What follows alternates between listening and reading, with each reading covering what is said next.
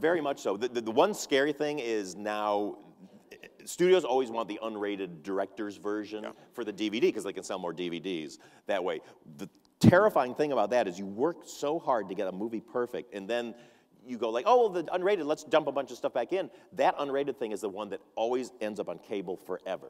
If for some reason the original theatrical version sells and the goes DVDs, away. Yeah. And so you really got to be, no, you can't. But what you do is, like the Heat, you know, the one I got coming out now, I just restored little things. I was like, you know what? I think those are funny. I like those. You have to face it like, I'm going to be seeing this version the rest of my life. Let's only put the stuff in that we think works. I mean, like when we did the Newsroom, we shot our pilot on 16mm because we very specifically wanted a very grainy look so that we would oddly enough, it feels sort of counterintuitive, but so that the reality of the Newsroom would be all grainy, and that would make it feel more like real life in opposition to the crisp video of the newscast. And they do that on Walking Dead, too. Yeah, so we did that, but we did that for the pilot so that we were able to establish a look because 16 was more conducive to just, it had these innate qualities so we could establish the look.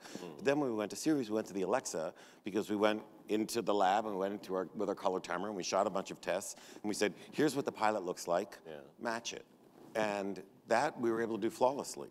It's just, you know, 16 was easier for establishing it, but it was very easy to manipulate the Alexa to give you exactly the same qualities. Casting's all about aha moments, because you're always sitting there, you know, especially from TV, you're used to these sessions, like, okay, we're going to see 5 people, you got to pick one of them. So you're kind of like, oh, okay, yeah, that person. So you do that a lot. You're like, maybe this, but with movies, it can take more time. So I always have, like, possibilities, but then I always wait for the one person who comes and just blows everybody else out of the water. And it usually happens, and that's, you know, those are the great moments.